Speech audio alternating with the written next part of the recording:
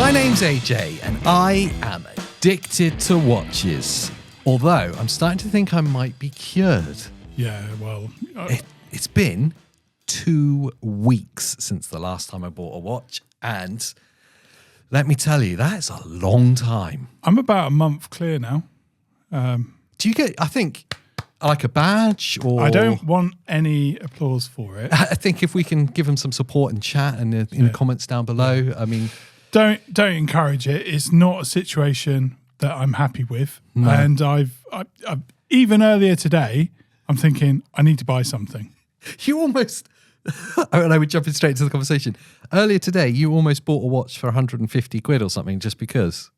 Yeah. That's how bad the watch addiction has become. Mm-hmm. And this long in your abstinence from purchasing watches is really starting to take a toll on you. You're starting to have your head turned at every moment. Everything. Even had a call from an AD today. What? Oh, you did. We can talk about that. Okay. Even this, I'll sell that to you if you want. Swatch. It's not the Andy Anderson swatch that ticks louder than anything I've ever heard. Yeah, no. I mean, it's cool in the background, so I don't want to take it away. And we'll leave it at that. Okay. I could sell you. I've got a really great Tizzo. It's also behind me. No. And if you want to know what happened to that, there's a previous episode on the channel. Yeah. A bit of plug in there for you. Well, that's good. Yeah. Keep cycling up. Pete, you need to introduce yourself and why you're in this Watch Addicts Club. My name's Pete, and I used to be a watch addict. I'm unfortunately healed and on the road to recovery now. But I'm looking for any opportunity to make a mistake. Recently, I panicked and nearly bought the wrong watch. Just as an excuse to buy a watch, and I may still make that mistake. I can be honest. I hate you for not buying watches. Yeah, and I know we've got this kind of mutual disdain for each other, just in general, anyway. Yeah, It's magnified by your absence of watches. You used to be cool, is what I'm trying to say. Yeah, I feel less cool each day that goes by. Yeah, it's sad. Tell everyone what the watch you were going to buy today was. It was... because they might be able to still take advantage of it. I mean, you can. It's probably still on sale. Revelo put out a newsletter. I was like, oh, what's this email? And they're doing a sale on a watch that was released earlier in the year. And there's loads of different cool colorways. And the one that I liked... the model name escapes me for a moment. It's a chronograph, isn't it? It's a chrono. It's the only chrono that they've got in the sale. Yeah. But it's like a high ticking chrono. Yeah, Mecha Quartz. Mecha Quartz, yes. Yeah. I mean, you do still have the chrono hand, dunk, dunk, which is awful. I would almost want them, I know it kind of defeats the object, but like get rid of the small hand. Just hide it. We won't tell anyone. Yeah. Yeah, I just don't get that much joy out of it, that's all. Some people love that, but for me, it's memories of the school classroom. Well, it's actually, for me, it's that swatch that's behind me that's constantly going tick, tick. Yeah, so Revelo had a fantastic sale on. I mean, the prices are good anyway. They're really super good. It was cheaper than like their early bird pre-release prices. It's crazy cheap. They're one of those brands. Watch Addict member Matt, I know, is a fan of Revelo. Yeah, didn't he have that McLaren, not McLaren, Petronas, Mercedes. Yes, it's not actually a Mercedes Petronas one. It's just the same colour. But they also have not a Red Bull racing one, don't they? Yeah, so there's a lot of knots that they've got available. They're a really interesting brand in the fact that their offering is such a competitive price point. If you wanted to like tick the watch boxes, screw it, I'm going to buy it. Yeah, good. The Loom Panda, the full Loom dial. Yeah, I'm just going to do Sapphire crystal. Yeah. I'm sure it's the Seiko VK63. It's the AR coating that I really like. I love that whole kind of blue. Yeah, and it's interesting, isn't it? You were watching a review on that watch. I wish I could call that channel because it was a really good video. Loom Pip. Oh, well done. Yeah, really good video. Great channel. And he was talking about how he dislikes coloured AR coating. Yeah. And I'm the opposite. I really love getting the blue hue on stuff. Yeah. Yeah. I think same. I think it's brightening that really turned me onto it because a lot of theirs did. Brightening do spoil you for that little hint of blue. But I like the AR coating. underneath. Yeah, I'm with you on it. So I don't want it on top of the But glass. considering If it does scratch. Yeah, considering like the full retail on that watch is less than 200 anyway, you're getting sapphire crystal that's got AR coating at all is kind of insane, isn't it? Hold on. Do you want to pause it and go and... We'll just do a quick pause. Yeah. I won't buy it right now. I just want to have a personal conversation. Right. Can we get Revlo Yes. to pay us for this? And then we'll put one of those ad things up. Oh, sponsored by. We could do a little readout. Revlo, if you are watching, we are up for being paid. I've seen other channels push ad on the channel. I'm totally up for that. Yeah. And I'll say really cool things about it then. So, I don't know. Sponsored by Revel Watches. I'll do voiceover acting and all of it. And acting? Yeah. Oh, mate, I'd pay to see that. I'd sponsor you to act. Oh, wow. What's this? The Revelo? Wow, but I can't remember the model name. It looks like McLaren. It's not McLaren anyway. It's Petronas, which is Mercedes. I've done it wrong again.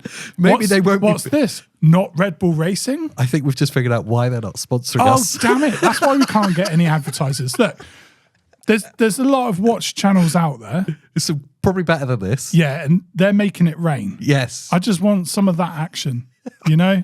This is what you get. I think This, and I'll endorse your product. Yeah. And your sale. I'm doing it anyway. You are. I'm just not getting paid, AJ, and I've had enough of it. In fact, it's negative because you're going to go and buy that watch, so you're going to lose money. I'm going to lose money. It's costing me to do this.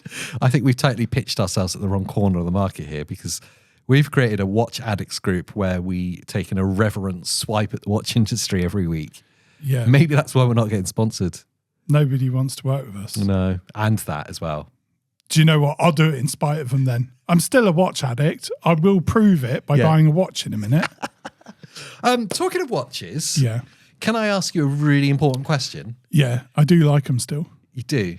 Yeah. What? Watches? Yeah. It's hard to tell. Was that the question? No, but it is now. It's quite an important one. Watch you're wearing. Well, I've gone for the classic, the Various, which is launching soon on a Kickstarter I saw. So I think it was the beginning of this month. It actually went live. Oh, that's interesting. So, Yeah, it doesn't look like this anymore. No? No, the window on this. Where Did they you take get, our feedback? Yeah, where you get to see the exhibition window. They even shared our video. That's wow. Okay. Revelo, I'd also like to mention that to you, that people think we are that cool that they share our videos. Yes, and listen to our design notes. Yeah. I said, not so keen on that. AJ said... I agree. I think I said that. Something like that. Yeah. We're paraphrasing anyway. Yes, the whole All thing, right. yeah. Various went, I hear you, bro. They did that, did they? Yeah. Wow. And they got rid of it. So now the logo is on the counterweight. On the rotor instead of the... So yeah, the sapphire. so that's good. That's nice. Nice little touch. I love it. The Various, is it called the Seek, isn't it? Various It's Seek. the Seek. It's available in black and white. And yeah, I got yours. So it's cool. And a clay orange as well, strap. But black and white dial, wasn't it? Yeah, Options. well, metal strap, Oh, yeah, they got a metal bracelet, yeah. and it comes with strap options, so Yeah. you can kind of dive into whatever Are you they want. including the straps in them now? Or No, I don't. They're still think, an added look, extra. They're not stupid. They're giving you a Swiss movement for under $1,000. yeah, it's true. Yeah, in a dive. Yeah, so it's cool. it's got a lot going on at a and very of course, low you price didn't point. buy that, did you? Because I've got it. Yeah, I've given it to you on a long-term loan. But it was painless. If anyone's watching, like your wife, Well, if you draw attention to it, you make it worse. yeah. So if your wife's watching, you didn't. It's mine. Yeah, of course. You didn't buy it off me. No, Just a long-term loan. don't draw attention. No, I'm not going to draw Move attention on. to that. Yeah. If you want to talk about it, you can talk about it at the end of the podcast because there's no way she watches that much. Yeah, she only watches the first bit. I've seen her do it. Yeah. And then she clicks off the video. Like, why did you stop watching? Oh, it's not really interesting to me. Well, don't just quit the video. Now it looks like you hate us. Yeah. And then YouTube will stop sending people to watch our videos. Did she even thumbs up? I don't know. No, because she doesn't enjoy it that much. She probably thumbs down it to stop encouraging me. Stop. Yeah. Yeah. Well, she's done a good job so far. If a whole you're month. watching this video, I need your help. Please give us a thumbs up. Please put in the comments something cool. Yeah. Just teach the algorithm the opposite of what my wife is, which is trying to crush my dreams. Stop you buying watches. Stop me buying She's watches, done well. It's a AJ. whole month. She's done her job. Yeah. It's going well, although you're going to slip up today. Oh, no, you're not. No, I'm not going to buy it. I'll tell you later in the podcast. Yeah. Thanks for asking, Pete. Every time. Just do it. I had to check whilst you were talking what I was actually wearing because I didn't realise what I'd put on today. I'm actually wearing my Fairer Aquamatic. Yeah, it's always good to see. I've got it on quite loose at the moment because it got really hot today. I mean, you could just look at this. Anytime in the future you're watching this video, you know it's summertime right now. Yeah, the colourful straps are out. Although, I've got it on a loop on the strap. It's probably a bit too big at the moment because it was too hot. So I had to loosen it off. But yes, Fairer Aquamatic. I know I've talked about this a lot, and I didn't realise that I wear it so much. I do change my watch every single day, and I do have about 22 watches in the collection. Depends who's asking. Well, so but it's just weird that it always seems to be landing when we film that I seem to be wearing this one so much. yeah. It does come up a lot, doesn't it? I've just realised. Yeah. I love it. You like Pharaoh way too much. Well, I've got a bit of an admission there. Yeah. You know the Fairer Endurance? Yeah. I have the limited edition 3-hand. Yeah. I sold it. It's gone. By the time this goes out, I'm positive thinking it's for sale. Yeah. But by the time they've watched this, at It some will point, have gone. Yeah, it's gone. So you're getting those cheeky little love hearts dropped on your watch. And I do a thing when I'm selling watches. Do you know what else happened this week on eBay? What? Long-time viewer, Pork. He's probably down in the comments going, "Yeah, that's me." Yeah. Right? He sold. Is that how he talks? He sold. It does it in my imagination. It is. Yeah, that's me. He sold his Black Bay. The BB68. 68, which is a gorgeous watch on eBay. He's got bigger dreams. It's fine. He's transcended. He's elevating to Nirvana. It's fine. Yeah. Not the band. I hope he doesn't leave us behind when he goes to all his big boy watches. He's going to leave us behind, Yeah. and then he's going to look down his watch nose at us. Oh, don't look down your watch nose at me. Scoffing. I was going to say, I do this psychological thing when I'm selling watches. Yeah. Is that they get relegated out of the watch box. Oh, you've packed it. So yeah, as soon as I've got it in my head that I'm going to sell this watch, it comes out of the box and goes back in. It goes into its original case, and I pack it ready to go. So I'm not even tempted to wear it anymore. In that preparation for the watch departure, you've ended the relationship. It's done. It's like knowing it's the last time you're going to sleep with her. Well, it's true. The last time it went on the wrist, you knew that was the last time. She didn't know. But you used her that day, just one last time on the wrist. I did. Yeah, and then it's over between us. In the box. No, not the box. Yeah, in the box. In the box. Shut up. Yeah. Yeah, blindfold on. It's over. No, too much. Have you started considering another model? Yep. Yep. Yeah. So the funds will go towards another micro brand or... Oh, okay. Please spill. What's the watch dream? Short term. What's the short term watch dream? What's it going to go towards? This is difficult. It's a safe place. Okay, I've been putting money aside. Yeah. Yeah. I sold, what did I sell recently as well? I sold something else, didn't I?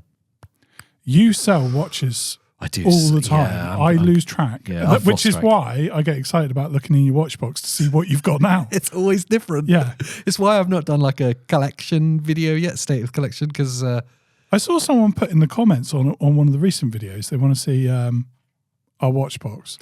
Maybe we should do that. I think we should. It would be a nice one. I just need to find the right moment to do it because I've got to be happy with all of them. Yeah, I think everyone can kind of accept that it's transient. Yeah, it is. Like this is my watch box 2025. Yeah. And you kind of accept that that's the video you're doing for the year, and any new models don't appear until next year's video. That means I've got to keep the watch for a year. No, I think you just don't do the video again for a year. Yeah. And by then, knowing you, it'll look totally different. Yeah, whereas mine will look the same with more. Here's my second box because it'll be You're going to go... I need to sell watches at some point. I've definitely made a psychological rule, and I know we make watch rules and then break them instantly, that sort of thing. But the one that's not changed is I can't have more than one watch box of watches. So if I've got more than 24 watches, I'm not wearing them. Yeah, okay. I don't get a chance to wear them all. So That was the original thing with selling them. It started spilling into a second box. I was like, this is getting stupid. Yeah. I need to move things on. But then it started moving things on and like, oh, if I sell both of those, I can buy this one nicer thing. And then it started kind of condensing down a bit. But what's the target? In truth, I think the next watch is a Grand Seiko. Oh, it's a good one. I think it's that. It's either that or it's the Zenith. If it is that, we're doing it together. Yeah. I definitely want to jump on board with the GMT. But as we've established and we've done like talks about before, I keep getting distracted. Yeah, there's so many especially other watches. when you've got money saved or like put aside for like this thing. You're like, oh, but I could do this now, and that's really cool. A Breitling came up yesterday. I sent it to you. Yeah. Breitling came up, an orange dialed Super Ocean. It's like, yeah, it's a 42, so it would wear better on me than the 44 I had before. Yeah. Like, oh, that's really cool, but it obviously chunks away the money I've saved and I have problems. I have a bit of a frustration with that as well. Like the whole Grand Seiko thing, it sits in that awkward price point. Yeah. There's so many good watches now. So my play money, it's so crude. This is why we put off doing this podcast for so long.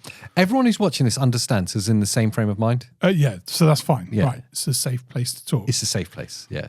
I like around 1,500 quid. Yeah, I'm with for you. it's a no mistake watch. Yep. Like it's got all the things that I love. I've talked about the tick list before. Yeah. It doesn't hurt so much if it is a mistake. You can move it on and you get can most move of it that back. on. Someone's always going to give you that sort of money. Yeah. They don't lose too much. They're always great value watches at that price point. When it gets to like the $5 to $6 mark of a Grand Seiko, Yeah. it's now I could get a Panerai. I could have the Amiga. So now I've got to put them in order of when do I want that, which then gets messed up by you deciding that you want a Grand Seiko. Then I go, well, okay, now. It's either that or it's the Zenith. Yeah. And then with the Zenith, there's two that I like. Yeah. There's one that's like reaching, which is the chronograph, the Chronomaster Sport. And then the other one's the Defy, which I really love. The slightly older Defy now, because they've upgraded the style. I kind of pinned in my head that when you do a Zenith, I'll probably do a Hublot. Oh, nice. But if you do a Grand Seiko, then I need to jump in. And the other thing is with the Grand Seiko, I know we went and tried some on in Bristol, didn't we? And the idea of getting a new one is beautiful. But then there's also the devil on my hunter. shoulder. Yeah, the bargain hunter. It's like, but you can get some really great value on the used market with Grand Seikos. Yeah. So it's difficult. So I'm at this weird junction of like, I don't know where I keep getting spun around. And then today I saw a Norcane that I really loved that was been reduced. It's like, oh, that's really beautiful as well. Totally murdered out, like all black Norcane wild one with the Kinesi movement in it. It's like, well, it's very similar to I don't know anyone that can say Norcane doesn't talk to them. That's great. That's great There's watches. just something about them. And I think it talks to everyone because it's Hublot enough without being a Hublot. 100%, yeah.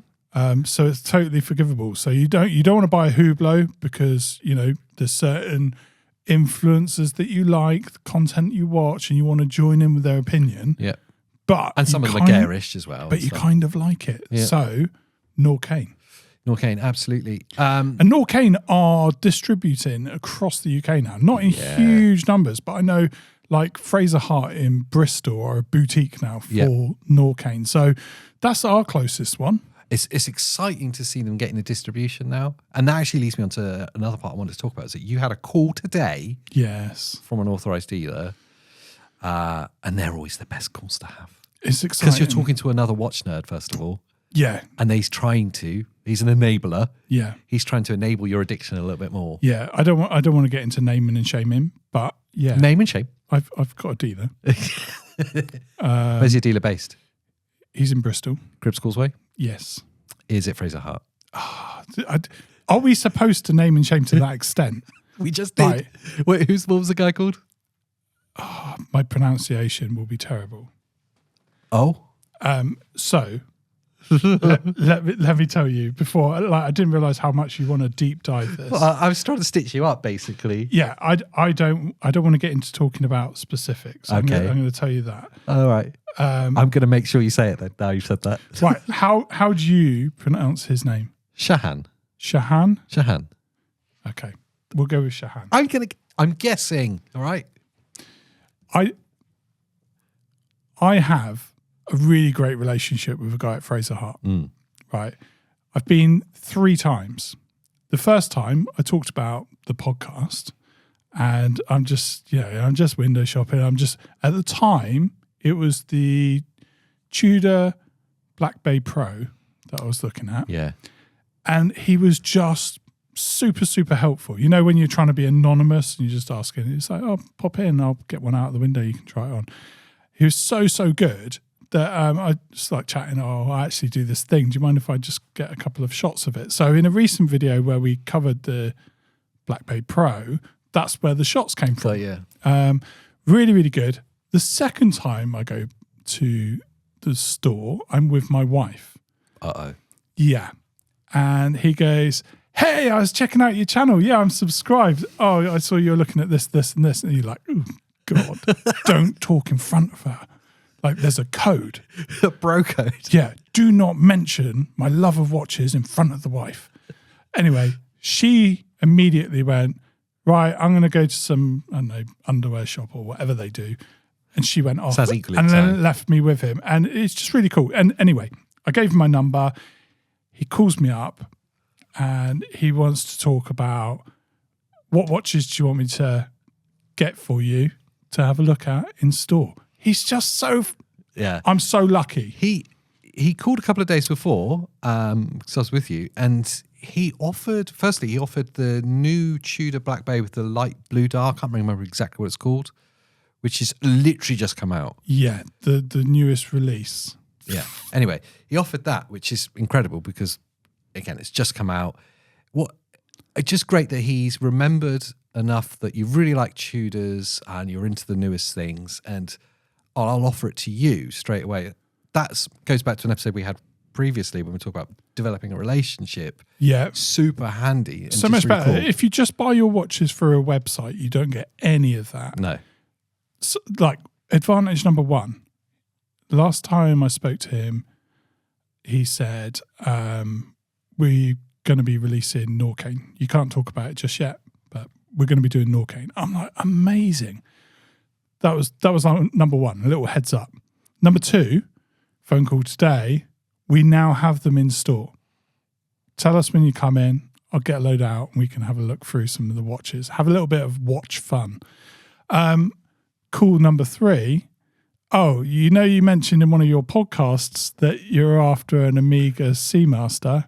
I can get hold of one and get it in store if you want to try it on and make friends. make friends with this watch. Make expensive mistakes. And I love that. I love that he pays enough attention to the podcast to hear what we're talking about. And just literally call me up and go, look, I'll get one into store if you want to get it on your wrist and make a decision. The fact that they're stocking Norcane now as well. Norcane. So it's kind of like a multi-pronged visit. There's a few benefits to it. Oh, there's some expensive mistakes there because there are some beautiful ones. I'm still with the Norcane thing. I'm still undecided on their watches that have the Solita movement. That I'm still a bit kind of unsure on. Yeah. Well, I definitely agree with you. Because of the price point? I think... which is the Hublot problem, isn't it? I think it can't be the Solita. I obviously want the more prestige if I'm spending on a watch like that. I think Norcane covers all bases quite well, to be fair. You can't really make a mistake. No, but there are some of their Independence Wild ones that they've released recently still have... They haven't put the Knissi movement in. They've put in the Solita movement, which... When they sit at a very similar price point, I kind of feel like if I'm spending £4,000 on a watch, I kind of Knissi. Oh, yeah. If you're going to have your they call it the Norcane manufacture, the Knissi movement, just put it in all your kind of your top end watches. Don't scrimp. Because if I'm spending $4,000 and it's got a Solita movement in, I feel like I'm being shortchanged a little bit because I spent £900 on this and it's got a Solita movement in it. Yeah, and fair. I know that. it's really hard because a watch is more than the sum of its parts. But as watch enthusiasts, the movement's the kind of thing we pay the most attention to. Yeah. So if you want to consider resale value wise, then it's kind of important. Or at that, as well as kind of lifetime ownership of like how well is this going to last? What's going to be the reliability? What's the service cycle on it? And how easy it going to be to service? And where can I get that done? Is it even worth doing? Is it even worth servicing a Sellita movement? Definitely. They're quite affordable to service. There's a UK Centre. We'll do a whole video special on it at some point. But they offer like a one-stop solution for a lot of the micro brands that are using standard movements. That's cool. Oh, we saw them at and although things like a Seiko NH35, nobody's going to service it. You just take it out and replace it. It's far cheaper in time. Yeah. So there's somewhere on it just doesn't make economical sense to replace the movement, to repair the movement, just replace it. But yeah, they do everything. So that there is solutions in the UK, and I kind of think the cost of ownership of a Sellita one would be more beneficial than the Knissi movement. This is less reliable though. Less desirable. That's an interesting point, isn't it? But that would be, so if I were to ask you, what's going to be a more reliable watch? A Tudor with a Knissi movement in it, or the Fairer with the Sellita movement in it? I think you've posed an unfair question. But it's the same thing. Then you've got a Norqain that's got a Sellita movement in it, or a Norqain that's got a Tudor movement in it, which is going to be... I mean, if they're both at the same price, then I'm going to go for the Knissi movement. Exactly. Yeah. Okay. It's a difficult one to swallow, isn't it? Yeah. You've created a bit of a monster in my head that I didn't have. So we'll go back to the Norqain thing. When you're looking at their models, you have to pay attention to what... they're very good at telling you what the movement is. Yeah, not a lot of brands do. I hate it if I land on it and it says automatic. I will say nothing more. They rename everything. So they've got given their own kind of, it's like the Norqain N18 or something, whatever. Yeah. I'm making that up. But they give it its own manufacturer movement name. So you then have to then go, what's that caliber? And go to Caliber Corner. It'll tell you. Yeah. And you go, oh, that's the Sellita. Yeah. Which is... I know they've got a limited edition watch out at the moment that's got a Sellita movement in it. And like, it's £4,500, which they need to be careful with that, because that was one of the criticisms levelled at Hublot. Yeah, it's very true. Very true. The haters are always ready to pounce. Yes, Just don't give them the ammo. Yeah. And go down. You've offered something very special with the other, so just double down on that. Yeah. You get the watch enthusiast on board. What was the other thing you almost slipped up on? Because I'm pretty sure he didn't just offer you an Amiga. I don't want to dive too deep into my personal conversations. Grand Seiko. Yeah. I'm sure there was some part of it. Look. It's just you were on the phone for a while, that's all. I've been looking at the white birch. It's only a consideration, and I don't like you putting me on the spot like this. White birch is beautiful. It's a high beat as well. I'm looking at some different models, AJ. Yeah. I don't know what it's going to wear like, so I need to go in and try it. The dial is gorgeous. Yeah. Like the finishing on the dial is beautiful. It's the exhibition caseback. Yeah. I mean, yes, okay, so you're dropping across to an automatic, you don't have the spring drive. Yeah. But it's a high beat automatic, so it's a very fast sweep. It's gorgeous. I don't know what it's going to wear like on me, so I don't want to kind of jump on anything. And it's too early in the podcast to be talking numbers and stuff, but... We don't have to talk price, it's fine. I mean, I've said Seiko anyway, so... But I'm pretty sure that Grand Seiko White Birch is about £5,000. We don't have to talk price, it's fine. 50 odd quid, I think. Yeah. I say... We don't talk numbers this early. But beautiful watch. I want to ask though, I think it's a 40 or 41, isn't it? It's a 40. That's the bit I'm a little bit... What are you wearing at the moment? 42.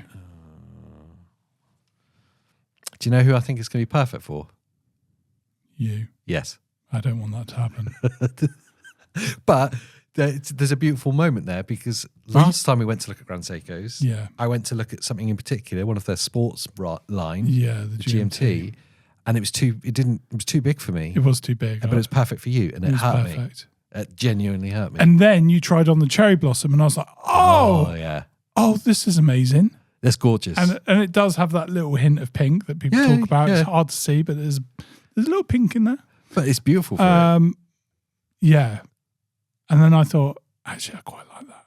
Yeah. But you try and find it in... There's something about where brands kind of stick to, this is our design rules. So we're only kind of put those beautiful faces on the smaller sizes. You go, look, I like that. I'm just a bigger guy. I need a bit more heft. Or the watch does look small on my wrist. And I love vintage watches. I just can't jump into them. Yeah. Every time I try on anything from vintage-esque, it just looks too small. Obviously, they're slender watches. Yes, so I was going to say the same for Grand Seiko. Though. They're quite slender. Yeah. If you go outside of the sports range and that like that GMT you're looking at, they don't have bezels. It's just case and dial. Yeah. That makes it look smaller as well. So everything kind of makes it more compact. But that's their thing, isn't it? About the design and how the case is manufactured. But like you say, you get to an 8-inch wrist and it starts to look quite dainty. Yeah. And a bit too delicate. Yeah, it's just not for me. I don't mind playing around with size, but you know, I've got from U-boat 47 mil down to a 40. What have you got a 40? Oh, the Tizzo. Yeah. Is that 40 or 41? The PRX. Is it 40? 40. I'm certain it's 40. Yeah, it makes sense. If not 41. So integrated bracelet though, isn't it? So but it does look small. It's just the visual trick of the way that the bracelet does integrate with it. And other than that, I think 42 on like a Spinnaker. Yeah. Yeah. Everything else is sort of like 42, 44, sweet spot. If you were to sell a watch, what's the first one to go? Which is your least worn, least loved? I love putting you in the corner. Hard questions. Dun, dun, dun. Since you said Spinnaker a minute ago. But then you also said sell, and then I think I always struggle when it comes to... Does it start to make you feel sick? Well, like what? Got to let it go. Forever, ever. It's gone for good now. Okay, I'll give you choices then. Yeah. Because I know your watches. Seiko Hurricane or Spinnaker Fluce. One has to go. I think I know the answer. I think I would go Seiko. Because you don't wear it. Yeah, I don't wear it more because of the nylon strap more than anything. I don't like the original Seiko. Yeah, the bracelet. Just it's really cheap. And I've got a nylon strap, which I kind of go, oh yeah, that works all right. It's not. It's too short. So it barely goes through the keeps. Yeah, you don't get the double up of the... Yeah, I like straps. I like when you get a field strap and it's kind of like overhanging that you can fold it back over and tuck it down. Well, it makes it look bigger, doesn't it? Mine barely reaches the keep by the time it goes through. So and then it just doesn't look right. But it's the same. It's the same on all of them. They do. They must do bigger ones. Yeah, you can source them on like AliExpress, but it's such a hit and miss place, though, isn't it? Yeah, the straps. You spent like 30 quid on a load of trash. Yeah. You'll get like the odd good one in amongst it. But even from the same seller, even in the same listing, you can have one good one and go for a different colour and it's like completely different. And they do title stuff as if it's really good as well. Like you can get FXD rubber. Yeah. Like they name it as if it's like a clone of a leading brand name of rubber. And you go, oh, so that must be the right one, you know? Or like scented rubbers. Yes. And you go, oh, this is going to be good. There's no scent. There's no scent. It now smells of that chemical in the plastic packaging. Yeah, it's like there's no vanilla to this. Smell of new plastic. Yeah. So it's always the danger. So I've never bothered. So it just sits there. But I like having it. It's like that super dry orange, you know, boom. Yeah, it's a cool watch. It's just it doesn't work, does it? I've got some real strap issues at the moment as well. When we talked about that, there's like watches I want to buy.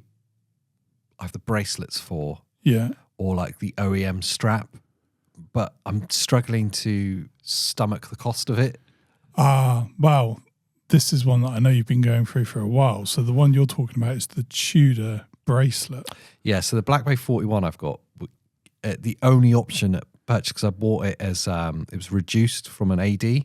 So there was no option to get the bracelet. It was just on the distressed leather strap. It's got a deployant clasp. It looks cool, but I really want the bracelet for it now.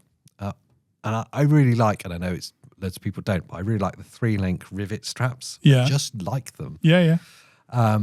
So I really want that for it, but they're hellish expensive. Like chunking into watch budget expensive. But if you wear the watch all the time, then I do enjoy wearing that watch. It just means, look, when you sell like your fairer, I'm not going to sell this one. Well, not that one, the other one. Shh. When you sell one of your watches, don't listen to him. You're going to write off some money for a watch that you're now going to wear more. Yes. The problem is you've what are you on, 3 Tudors? Yes. I mean, it's a problem, isn't it? I wasn't shaming you in saying it's felt like you shamed me. But in order to make that watch really pop, it does need the bracelet. Yeah, 100%. Okay. So after the show, I'm going to go and buy the Revelo and you're going to go and buy a bracelet. Okay. I've got to phone the jewelers. I'm going to buy a watch for less than what you're going to pay. And, a lot less. And you're going to get a bracelet. I'm going to spend like 4 times more on a bracelet. Yeah. Which is and that's the bit that kills me.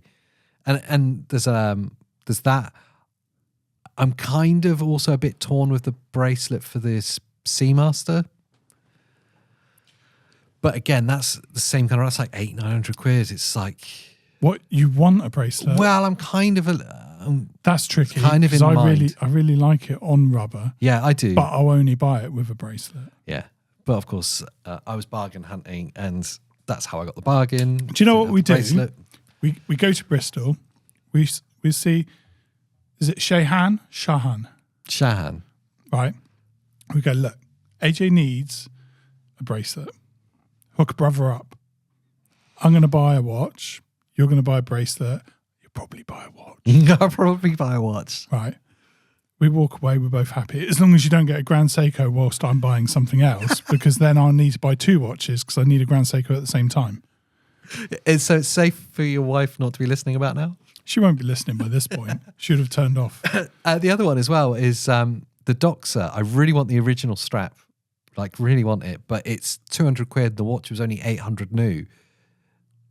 So I'm like tiling this up. I'm like, I can spend a couple of grand on straps and I can't. That's a whole watch. Yeah. This is mental. I'm trying to think. Let's see, when you say the Doxa, do you remember I was looking at... it's the white one. Yeah. It's not Doxa. There's another brand that I was really into. Mainspring Boutique had one for a while. And they... Oh, Glycine. The Glycine Combat Sub. It's like 3 times the price of what the RRP was when they released. Yeah. And you just can't buy them for the RRP now. No. I guess they got discontinued, but everyone wants the Glycine Combat Sub out of all the ranges. Yes. So the price has just gone through the roof. Yeah, and they've got like hundreds of a bit like Amiga and the Seamasters. They've got like hundreds of variants of the Combat Sub. Yeah, the one you were specifically looking at was like a 47, I think it was. Yeah, it was huge, and the issue with it is it's got one of those clasps on the deployant. Yeah, where you cut the rubber of the excess. Oh, yeah, cut to size. Yeah. Now it does have like a dive extension in the deployant. Yeah, which kind of slides, but it looks ugly. Yeah. And when it's extended. Yeah, you don't use it as that for an everyday. So you're going to pay like 3 times the price for the RRP on the watch, and then you're going to have to buy a strap because you can guarantee it's not cut to my size. Yeah. So that kind of put me off. But every time you say Doxa, I always think, oh, I remember you looking, and I was going to go, if you get that, I'm going to buy the Glycine. Yeah, yeah. I've done a cut to size once, and it's like the most nerve-wracking thing I'll ever do. I think I would hate it. Yeah, I'd hate it because it comes and they've got like predefined like little grooves, which are kind of like equivalent to like loops on a strap, and but basically you always cut it way too long, and then you're doing like one at a time. It just takes ages because you make a mistake. Yeah, it's done if you cut it too short. Yeah, it's a brutal mistake. Yeah, but you have to like do that and then put the pins back in and put the pins for the clasp back in. It's like. Then try it on again. It's like, oh no, it's still too long. Take it out, take the pins out, cut it. It's like, I never want to do this again. Yeah, that's horrible. Yeah, it's not fun. Maybe I'm not meant for those sort of straps. Though. But I love the look. It's the way that it's kind of molded to your wrist. Even when it's off, it's got that perfect shape. Yeah, totally. They're cool. Just, I want someone else to do it for me. Yeah. I'm at that stage now. Do it for me. AJ, I could talk like this forever, but we can, yeah. When we sat down, I did. You had something you wanted to talk about. I did. And it was actually a thing we put out to the viewers last time for them to contribute. So this is kind of like a community project. I like this. A Watch Addicts community project. Yeah. Remind me what. But I'm up for it. But we asked them, yeah, what are the 7 deadly watch sins? That's a great idea. And they've responded. What, 7 people have given us? Have we got a little something going on? We've got a little something going on. There are Okay. 7 deadly watch sins. Because I want you to kick off, though, with what your deadly watch sin would be. Okay. Thou shalt not buy thou homage. Fake watches. Yeah, because it's not a homage. I like the way you said it like Moses as well. Yeah. Well, I think they should be, because I picture in my head a big tablet. Maybe it's that gold tablet that was found in a field somewhere. Or like the Mormons. Yeah, like the Mormons. Like, no, really, I found this tablet and it said that you shouldn't buy a homage. You cannot read it, only I can. Yeah. See, to you, this looks blank, but to me... I see. Thou shalt not wear thy homage watch. Fake watches always reminds me of a beautiful moment in our watch collecting journey. Yeah. Which is, we attended a boxing event, like a boxing match. I know exactly what you're going to talk about. It was one of those, some of you may have gone to these things where they've got like, it's like dinner service and you get like dinner served up and you're on a table a bit like this and there'll be you and your mate and then some people you don't know. Yeah. And so we were sat next to some people we don't know, and this guy had sat down, and poking out from under his shirt sleeve was this bracelet, and I'm looking at it, and I go, I'm pretty sure that's a Breitling. And like watch nerds do, you start the conversation, don't you? You go, oh, that's a nice watch. What's that? Is that a Breitling? That's a signal for a watch conversation. Yeah. We've all been there. Yeah. And he rolls back his sleeve to reveal the worst fake Breitling Navitimer, was it? A Breitling. Breitling. It had like one wing and the bee was missing. Yeah. Just poking out.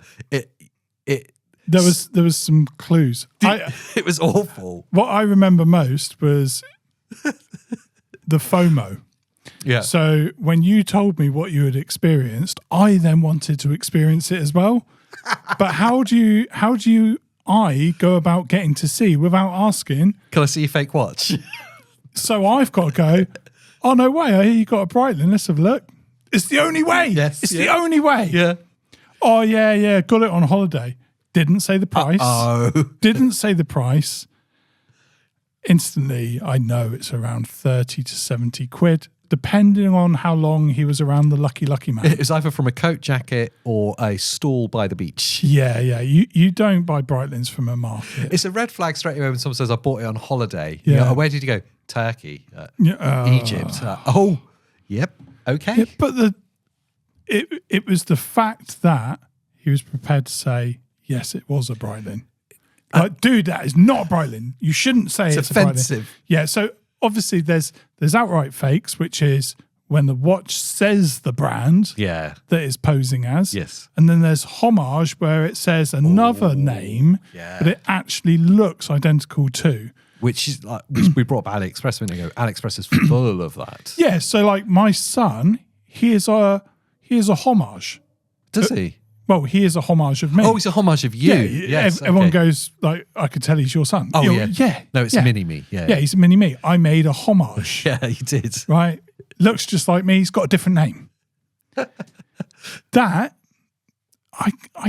I kind of get it, but thou shalt not buy the homage. Oh, I hate homages. It's if it's too close, then it just is too close. Yeah. When micro brands make homages, I'm like, you could have done everything, anything. Yeah. Nobody woke up one day and went, do you know what? I'm quitting my job. Mm. I want to live my dream as a watchmaker. Yeah. And their wife went, you go get them. You go show them. You get that the bread. Design ideas that are in your head. Get them down on paper. Yes. You go to that watch factory with those designs and get them to create it. Right. And then they go, well, the image I've got is of a sea diver. It's the It's Bolex Bus Mariner. yeah. Look, it's the Sea Dweller, but I'm going to call it the Sea Diver. Sea Diver's good, yeah. Yeah. But everything's the same. Red text, the lot. Oh, it's kind of offensive. Like, It's offensive. well, you're just outright copying. And the problem when micros do it, or like other brands, like lesser brands do it, is that they've lost an opportunity to do something cool. The thing that's beautiful about micros is watches like this. When they come up with something it's that's just totally different. It's their design and language. you wouldn't see bigger brands doing it because they can get away with like bolder choices. Yeah. Awesome. But this is basically just a dive watch. It could have just looked like a Submariner. Yeah, you've got to look. I'm going to be really specific on thou shalt not wear the homage. Yeah. The homage, like the fromage, has to have something different. Yeah. You can't just outright do No. the inspired by, in the style of. Yeah.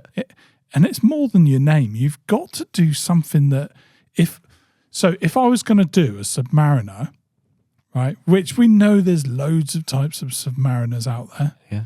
You have to do the perfect Submariner. The reason I don't own a Submariner is, and that's what you put on your watch. Oh, what's missing from Yeah. it? Yeah. Like, Okay. Submariner would have been great if they did Yeah. whatever. And your watch has that design element in it. It's a pretty bold statement to make, isn't it? That you think you could do a better watch than Rolex.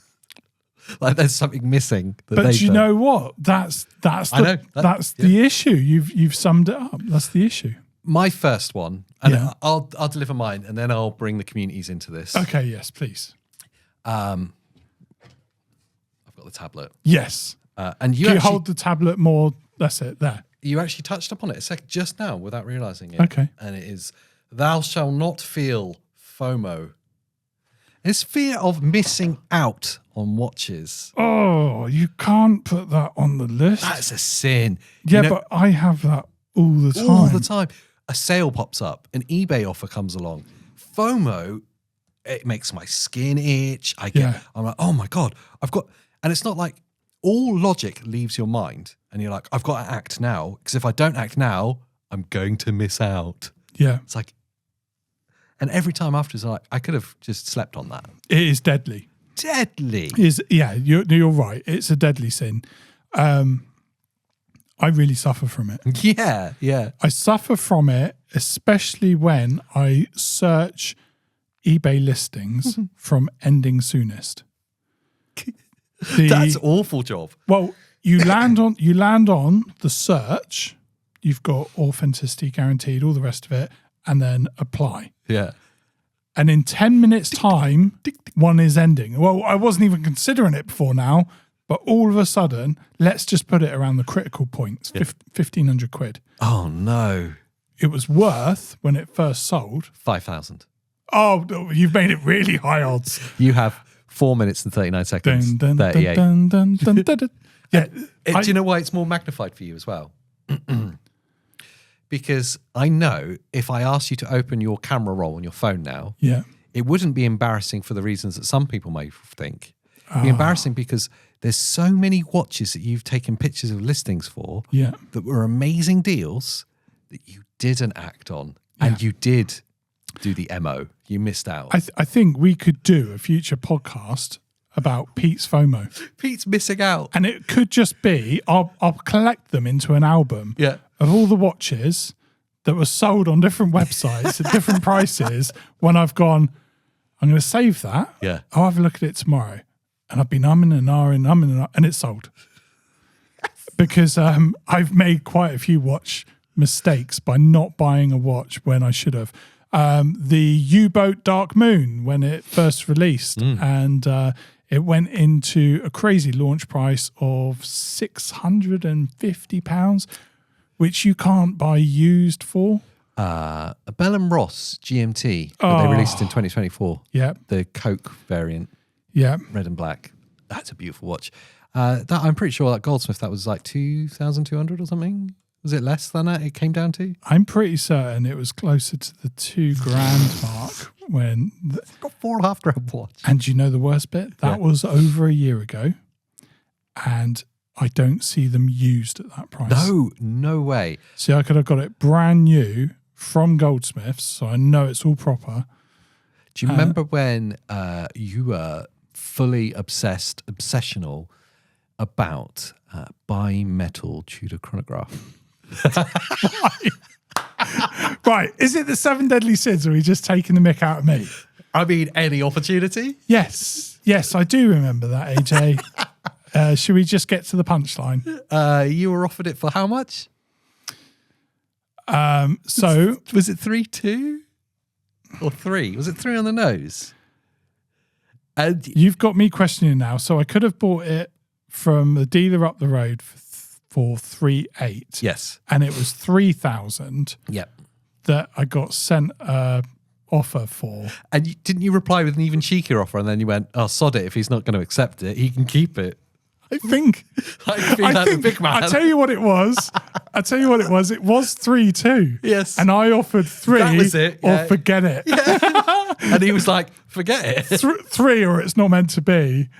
That was it. So it was 3.2 and I put 3. Have you ever seen it at 3.2 since? AJ, it never sells for under 4. No, it doesn't. It never sells for under 4. It's a gold watch. I mean, they offered me a silly deal up the road for that watch purely because they knew that we did the podcast. And I regret it all the time because I just think 3.2. It's insane. 3.2. And yeah. Okay. Matt, thanks for FOMO. it's good. It was a good one. It was one of my favourites. Matt Conrad. Let's give him his official title. Matt Conrad 3137. Well, Matt Conrad to you, Matty C to me. Matty C. Matty C's beautiful entry into 7 Deadly Watch Sins is Watch Envy, which is so good. Well, and we've all been envious of someone else's watch. Yeah. Like an Amiga Seamaster. I look, there was another Matt, and he is a bit of a C. Yeah. Because he knew that I loved the Seamaster.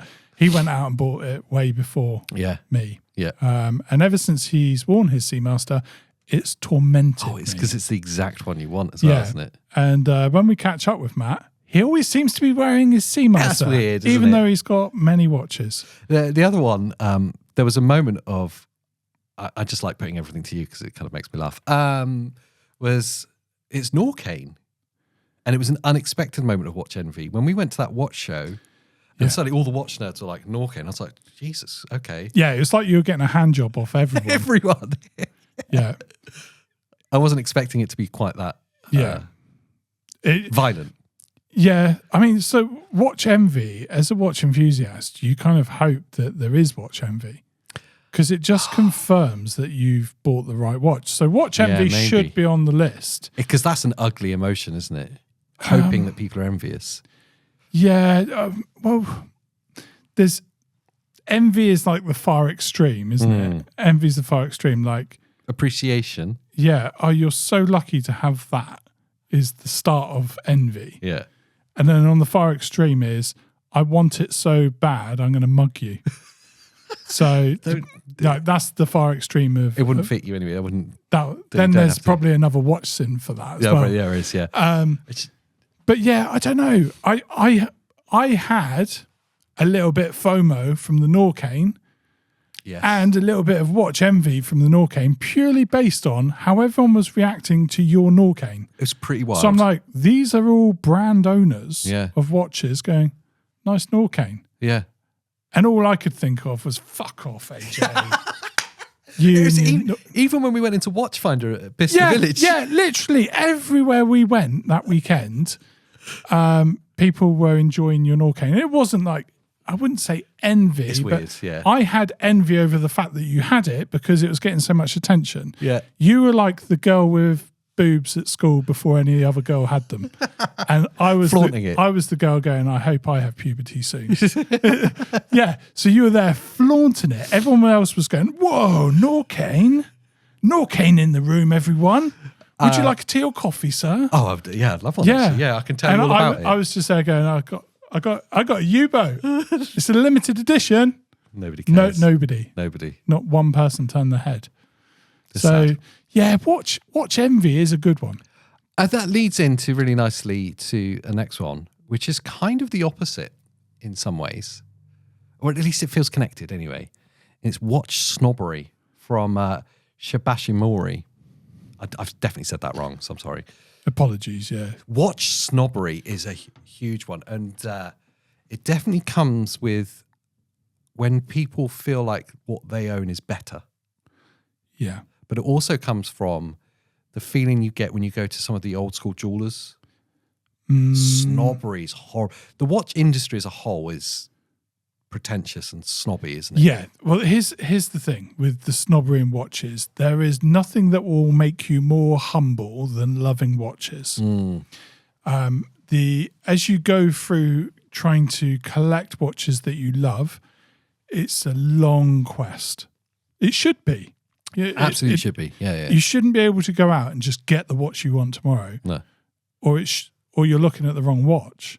You should be working towards something, and then that's the accomplishment, the achievement, and that's what that timepiece stands for, that period of suffering to get to that goal. So for me, when you've done that suffering period, you've gone without, you don't spend on the things that were easy to save up for the thing that was great. The last thing that I want to experience then is scoffing. Yeah, people. I don't expect to go into an authorized dealer and be treated like less than. Right. So normally the high end boutiques can be a bit like that. I definitely are. I've had it in one of the leading brands where the woman didn't give me the time of day, and I just asked if it would be possible to have a look at the new Rolex Land Dweller. Yeah. Not interested. I couldn't see that you had the Land Dweller in the window. Do you have one in store? Yeah. And it felt like I needed to be qualified for asking that. It's like we all understand I can't walk out with it. If you sit down, fill in a form, and can we do a quick credit check on you? And I was like, whoa. If we get into a stage with with ADs where it's so snobby that not only can you not buy this thing, you're not even allowed to look at it, then what's the point of them existing? Yeah. Because I can see images online. The point of jewelers going, these are exhibition pieces only, is so I can get excited enough to touch it, feel it, and go, okay, I'm going to hopefully get that in some time. Yeah, which is exactly... That's the point of them. That's exactly it. We've had the opposite to that experience with Tag when they showed us one of their... The tourbillons, which was like over 30,000. Yeah. Incredible piece. Insane, yeah. If you go into a boutique and you want to be trying on watches like that, just ask, shall I take a seat? Yes. Because you will make everyone feel comfortable. That's the first thing with the snobbery thing. Is like these guys are at a lot of risk. Yeah, if they're taking out 2-3 watches or even one high-end watch, then their insurance, they're qualifying in order to protect themselves. Yeah. So don't be stupid. Ask, shall I take a seat? Yeah. They'll want you to.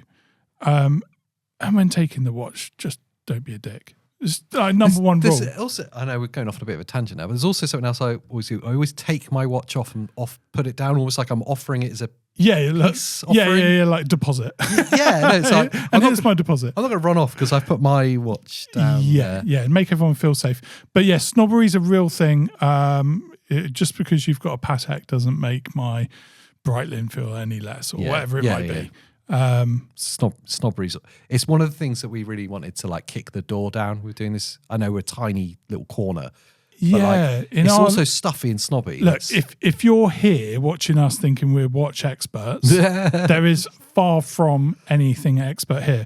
We're literally delivering content on a weekly basis from people just like you who love watches. In fact, we were awkward about doing this because we're not experts. Because it's kind of, it's crude as well, isn't it? We're talking about an amount of money spending on this item when... That's not why you're worried about money. You're worried about your wife. Yeah. Let's be honest. There's an amount that... How much divorces cost. Yeah. I don't want to sell watches. And literally on that theme, Eric Lindholm, glutton and greed. Thou shalt not buy all the watches. Oh. We all want to buy all the watches. Yeah. That's being a watch collector. We're all gluttonous and greedy. Well, it should be on there. There is no way that I can excuse not wanting to sell a watch. It's inexcusable. Yeah, if you're never wearing I it. should part with one in order to have another one, because how many do you possibly need? And it is a bit like hoarding all the wealth, isn't it? Yeah, like, yeah. You know, like some rich guy buying up all the houses. Yes, it's exactly You that. know, it's the same kind of thing on a smaller basis. But yeah, it is kind of greedy. Also, there's a thing you have to keep in check, especially when you're looking at micros and smaller stuff and like the Seiko Sports and those kind of watches and Spinnakers. It's very easy to be like, I'll buy that. I'll buy it. Because you're talking about things that are like the Revelo today is like 150 quid. Yeah. And I think for most people that are into watches, that's an easy purchase. Yeah. And it's very easy to make those regularly. And is that out of a place of wanting to collect it? I guess it's a check yourself moment, is it? Yeah. Or is it out of a place of like a little bit of greed? Because it's like, oh, I can have another watch. I know I've been guilty of it. 100%. I'm just like, I can just buy that. I can just get that. Yeah. I And mean, then I've got a huge collection of things that I'm not sure of. The greed bit for me really does creep in when it's such a good opportunity to buy the watch. FOMO. Yeah. It's where I'm really greedy. When someone offers it at a price that's stupid and you know they've made a mistake. Yes. Where you go, well, that's cheaper than used, and you're selling it brand new. Yeah. Long-time viewer and friend of the show, Rob Simpson, or as his actual handle is Rob Evo Sound, which he obviously made that YouTube channel a long time ago. Yeah. His is a simple one. Thou shalt not wear thy watch on the wrong wrists. We could get into a whole hot topic I've here. got to be very careful, because listening to the show, watching the show right now, And we just talked about not being a snob. yeah, there's people that are wearing their watch on the wrong wrist. Yes. And they're probably looking at me and going, you're guilty of it. This is my left, by the way, right? Yes. If you're trying to do that whole... And there'll be people looking at you saying you're wearing your watch too high up, too tight, too loose. Yeah. But I will say I draw the line at putting your watch on the right hand. When I see that, I subconsciously make a judgment. I'm just going to say it, especially if it's an expensive watch. Oh, especially if... Okay. If you're wearing if I see someone on telly, like a sports person or whatever, who's clearly come into new money quite quickly, and they're like balling some kind of Rolex or something on their right hand, Yeah. I'm like, I've made a judgment about you, Oh. and it's not a good one. That's my own problem. What was the actual wording from Rob? It just says, Thou shalt not I'm pretty sure it is just wrong wrist, but I did save on the him. wrong wrist. So, I mean... Oh, no, it's there. Thou shalt not wear a watch on thy wrong wrist. Okay. So he's not actually prescribing the correct one. No. So I'm assuming I'm in the right camp. For a right-handed person, I would, yes. Here's the thing. I would struggle to even put the strap on. I know. It's all wrong, isn't it? Because I can't use my left hand to do stuff. Yeah, and look, but ask me to draw, brilliant with the right hand. Anything else you're good with the right hand with? Let's not do a whole extensive list of all the things I can do with my right hand. But Yeah. wearing my watch on it, Yes. it's just not right for me. So I'm going to agree with Rob. That one can stay. That stays, yes. And if you're a viewer and you like to wear it on the right, do you know what? It's up to you. I've allowed this, even though it does feel very similar to others Yeah. that have come up, because I think there's a different twist on this. Okay. From J-Dub. J-Dub. J-Dub. That is a cool name. If that's anything near an abbreviation of his full name or her full name, Yeah. very cool. It just says Chronolust. And I think that twist is a little bit darker. Let's say, loving your watches. Oh no. Oh, like actually. I let your mind fill in the gap. Right. On that. I'm just going to say here, for anyone else that is wearing a watch in a different way to over the wrist, it is wrong. And that's not how it should be worn. Chronolust, I'm going to put that in the same camp as envy. Okay, let me read the exact comment. Firstly, they were commenting on what the best Apocalypse watch was. was from the Zombie Watches episode. I'd like to know, did they have an exact They did. idea? It was an Invicta because any zombie who tries to eat it will gag. That is very clever. Yeah, that is clever. Third deadly sin, chronolust. So there you go. Okay. Yeah. Well, they get top points on the Invicta. Yes. Chronolust, that's going to sit in with envy, which we've already covered. So you kind of win on both. I mean, envy, I'll read Matt's exact envy one. Now I've got one in front of me. And it was, thou shalt not covet thy neighbour's watch, which I just wrote as envy. But I guess it's kind of chronolust and that kind of merging together. Sounds like you shouldn't have an affair. Yeah. Chronolust, I thought he was doing things with the watch. But, and you shouldn't. So on that basis, if you're doing things that you shouldn't do with the watch, no. Just to see how it fits? Like, could...